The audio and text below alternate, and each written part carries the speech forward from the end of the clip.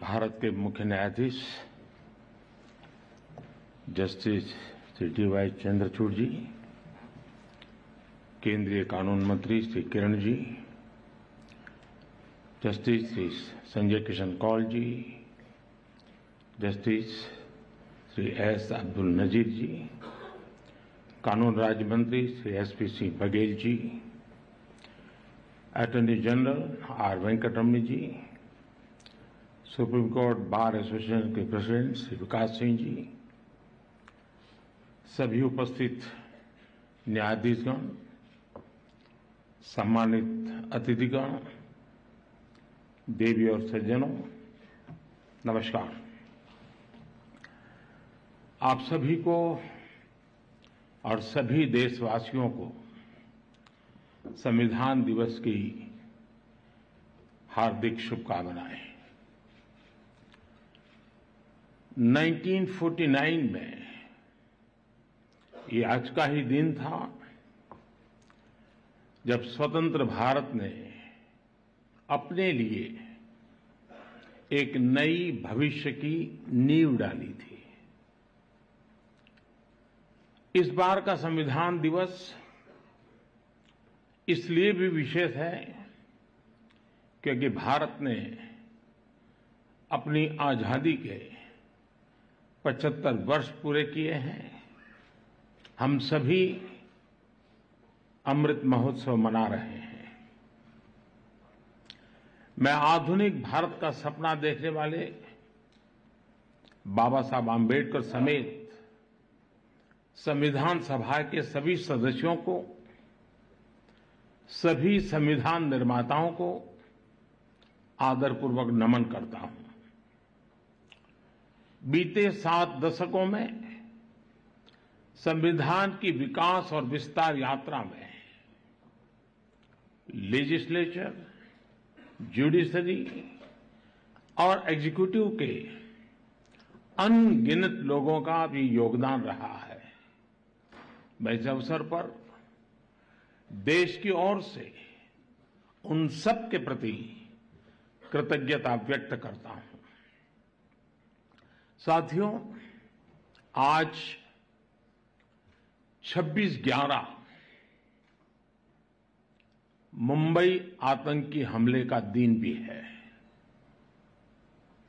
14 वर्ष पहले जब भारत अपने संविधान और अपने नागरिकों के अधिकारों का पर्व मना रहा था, उसी दिन मानवता के दुश्मनों ने भारत पर सबसे बड़ा आतंकवादी हमला किया था। मुंबई आतंकी हमले में जिनकी मृत्यु हुई, मैं उन्हें अपनी श्रद्धांजलि अर्पित करता हूं। साथियों, आज की वैश्विक परिस्थितियों में पूरे विश्व की नजर भारत पर है। भारत के तेज विकास, भारत की तेजी से बढ़ती हुई अर्थव्यवस्था और भारत की मजबूत होती अंतर्राष्ट्रीय छवि के बीच दुनिया हमें बहुत उम्मीदों से देख रही है। एक ऐसा देश जिसके बारे में आशंका जताई जाती थी कि वो अपनी आजादी बरकरार नहीं रख पाएगा, जिसके बारे में कहा जाता था वो बिखर जाएगा, आज पूरे सामर्थ्य से अपनी सभी विविधताओं पर गर्व करते हुए यह देश आगे बढ़ रहा है। और इन सब के पीछे हमारी सबसे बड़ी ताकत हमारा संविधान है।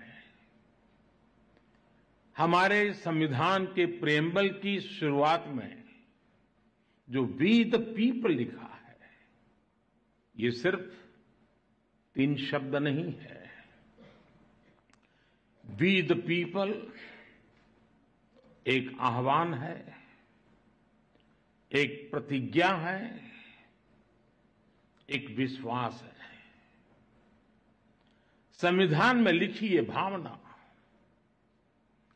उस भारत की मूल भावना है जो दुनिया में लोकतंत्र की जननी रहा है, मदर ऑफ डेमोक्रेसी रहा है।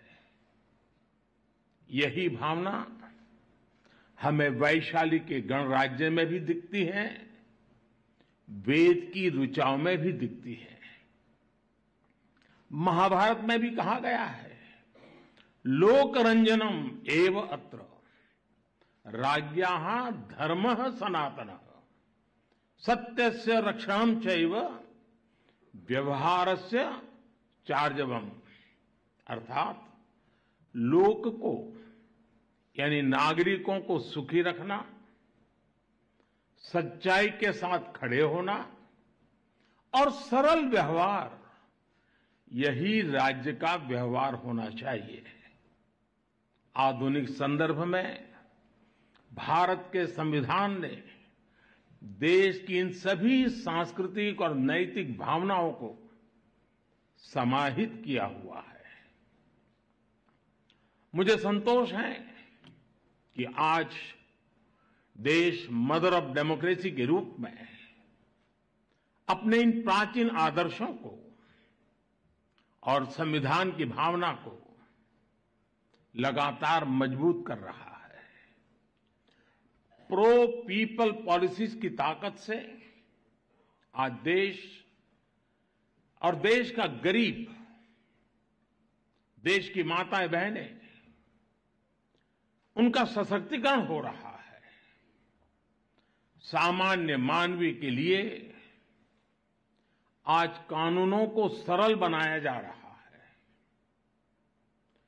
टाइमली जस्टिस के लिए हमारी जुडिशरी भी लगातार कई सार्थक कदम उठा रही है।